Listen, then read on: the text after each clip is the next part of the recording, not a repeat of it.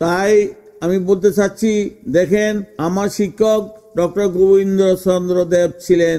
উনি 25শে মার্চ 1971 সালে ওনার নিজ বাসায় পাকিস্তানের আর্মি কর্তৃক শহীদ হয়েছিলেন। দর্শন বিভাগের প্রধান। আমি ওনার ব্যক্তিগতভাবে ওনাকে পেয়েছি এবং অনেকগুলা দীক্ষা বা শিক্ষা গ্রহণ করতে পেরেছিলাম। উনি আন্তর্জাতিকভাবে একজন খ্যাতিসম্পন্ন শিক্ষক ছিলেন। উনি বাংলাদেশের ইতিহাসে শহীদ শিক্ষকদের মাঝে উনি এখনো জীবিত আছেন। তাই আমি বলতে চাচ্ছি যে আমাদের বিএনপি ভাইরা, আপনারা যাই কিছু মনে করেন না কেন, আপনাদের রাজনৈতিক আদর্শের সাথে সাথে ডক্টর ইউনূসের যে প্রতিভা এবং আন্তর্জাতিক খ্যাতিসম্পন্ন এবং ওনার স্পর্শ, যেমন মালয়েশিয়া দেখছেন আপনারা, ইউএই দুবাই থেকে আমাদের লোকদেরকে উনি তুলে নিয়ে এসছেন, এবং দেখেন এখন জাপান গিয়েছেন, জাপান থেকে কয়েক বিলিয়ন ডলার নিয়ে আসছেন, এবং চীন থেকে উনি ভালো একটা অ্যামাউন্টের আমাদের লোন নিয়ে আসছেন এবং প্রজেক্টের জন্য উনি ওদের থেকে সম্মতি পেয়েছেন। তাই আমি বলতে চাই, ওনাকে আপনারা আজ এই ইলেকশনের পরে তো আপনারা ক্ষমতা নেবেন, এটা অনিবার্য, এটা আপনারাও জেনে গেছেন। তাই আপনারা খুব উদ্গ্রীব, নির্বাচন নির্বাচন নির্বাচন, কারণ নির্বাচনে আপনারা জয়ী হয়ে যাবেন। আপনাদের প্রতিদ্বন্দ্বী যে ফ্যাসিস্ট আওয়ামী লীগ ছিলেন, তারা তো এখন মাঠে নাই, মাঠে আছে আপনারা আর জামাতে আর ওই যে নতুন নাগরিক কমিটি, ছাত্রদের যে কমিটি। তাই আমি বলতে চাচ্ছি, বিএনপি ভাইরা, আপনারা আমার চেয়ে বোধহয় অনেক বেশি জ্ঞানী এবং শিক্ষিত, কিন্তু আমি ক্ষুদ্রভাবে বলতেছি, আপনারা ডক্টর ইউনূসের যে প্রতিভা ওটাকে কিনে নেন। আপনাদের ছেলে মেয়েদেরকে যদি হার্ভার্ডে, তারপরে অন্যান্য যেমন কলম্বিয়া ইউনিভার্সিটিতে, লন্ডনে আপনার পড়াইতে পারেন অনেক টাকা দিয়ে, তাহলে যেহেতু প্রফেসর ইউনূস সাহেব একজন শিক্ষক, তো ওনার কাছে থেকে আমরা দীক্ষা নিতে পারি, তো আমরা লেসন নিতে পারি। সেই লেসনগুলো হলো আমাদের দেশের জন্য, জনগণের জন্য। আমরা পৃথিবীর বিভিন্ন দেশের সাথে ওনার মাধ্যমে আরো কিছু সুবিধা আমাদেরকে নিতেই হবে। দেশে ওনার যে চিন্তাধারা, ওনার যে প্রতিভা, এবং এই পর্যন্ত আন্তর্জাতিকভাবে ওনাকে এত বেশি স্বীকৃতি দিছে নোবেল বিজয়ী হিসাবে। আমার মনে হয় নোবেল বিজয়ী হিসাবে পৃথিবীতে অন্য কোনো ব্যক্তি এত বেশি স্বীকৃতি পায়নি।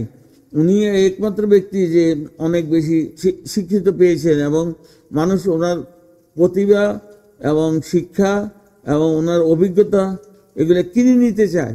তো উনি যেহেতু আমাদের দেশের ছেলে, চিটাগাংয়ের ছেলে, চিটাগাংয়ে প্রফেসর করেছেন, আমাদের দেশে ঢাকায় গ্রামীণ ব্যাংক করেছেন, গ্রামীণ টেলিফোন করেছেন, অনেক কিছু প্রতিষ্ঠান করেছেন, ওনার অনেক অভিজ্ঞতা। তাই আমি বলতে চাচ্ছি যে ওনার প্রতিভাটা আপনারা দয়া করে ব্যবহার করুন। যেহেতু উনি আমাদের দেশের ছেলে, তো আমি অ্যাকচুয়ালি ওনার পক্ষে গান গাইতেছি না, কিন্তু একটা ভালো শিক্ষক যদি থাকে, তাহলে শিক্ষকের প্রতিভা বা তার জ্ঞান বুদ্ধি আপনার নিতে অসুবিধা কোথায়? তাই আমি বলতেছি, ভাই সাহেবেরা, আপনারা আপনাদের রাজনৈতিক মতাদর্শের ঊর্ধ্বে এসে আপনারা ডক্টর ইউনূসের সাথে যে কয়দিন সময় আছে, আরো হয়তো আমি হিসাব করলে আরো হয়তো 11-12 মাস থাকতে পারে, এর মধ্যে থেকে আপনারা যতটুকু পারেন ওনাকে বিদেশে পাঠিয়ে বিভিন্ন দেশের থেকে আমাদের দেশের জন্য অর্থ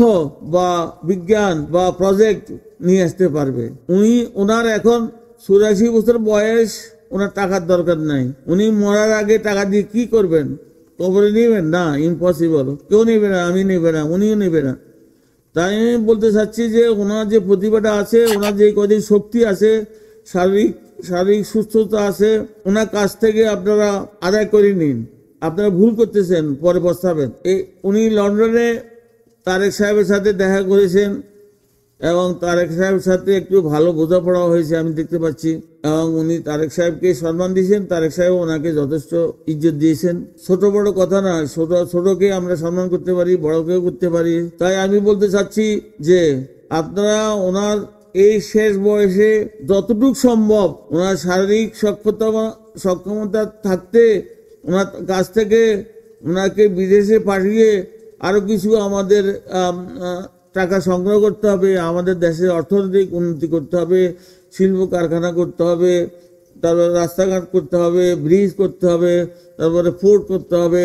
তাই আমি আজকে বিশেষভাবে আপনাদেরকে অনুরোধ জানাবো যে ভাই, আমার কথাটা হয়তো একদিন সত্যিই হবে, একদিন এই কথাটা হয়তো আপনারা বুঝতে পারবেন। যদি এখন না বুঝেন তাহলে পরেও বুঝতে পারবেন যে আমি যা বলছি তা হবে।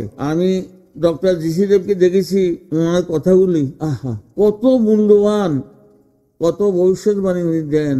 আরে আপনারা হয়তো অনেকে দেখেন নাই, আমি দেখেছি ব্যক্তিগতভাবে। আমার প্রধান শিক্ষক ছিল উনি ঢাকা বিশ্ববিদ্যালয়ে। তাই আমি আজকে এই যুক্তরাষ্ট্রে বসে দেশের জন্য আমার যে ফিলিংস, যে অনুভূতি, যে দেশ আমাদের যদি উন্নতি হয় তাহলে আমাদের দেশের গরিব লোকগুলা একটু উন্নতি হবে এবং স্বাস্থ্য সেবা পাবে। আপনারা দেখেন আমাদের দেশের গরিব লোকগুলা গ্রামে টাকার অভাবে কোনো ওষুধ কিনতে পারে না। দেখেন কোনো হসপিটালে গেলে তারা হসপিটালে ভর্তি হইতে পারে না, টাকা, খালি টাকা, ভর্তি হইতে টাকা, ডাক্তার টাকা, ওষুধ কিনতে টাকা, এক্সাম করতে টাকা। ভাই গ্রামের লোকগুলো যে কত কষ্টে আসে, এই যে হাসপাতালগুলো আমাদের যে অবস্থায় আসে, লুটপাটের রাজ্য, হাসপাতালে কোনো চিকিৎসা নাই। আপনি আমেরিকা আসেন, ইংল্যান্ডে যান, চিকিৎসা কাকে বলে, কিভাবে করে আপনারা দেখে যান। আল্লাহর ওয়াস্তে এই যে তারেক ভাই, আপনি লন্ডনে ছিলেন আজ কত বছর, প্রায় 14 বছর। আপনি দেখেছেন লন্ডনের চিকিৎসা সেবা কিরকম, দেখছেন না? কোনো লোক চিকিৎসা ছাড়া মরে না, মানুষ মরে কিন্তু চিকিৎসা ব্যতীত লন্ডনে আমেরিকায় কেউ মরে না। আমেরিকার একটা আইন আছে, সে আইন হইল যে কোনো লোক হসপিটালে যাবে, সে টাকা নাই বা কালো বা মেয়ে বা ছেলে, কোনো ডিসক্রিমিনেশন করতে পারবেন না।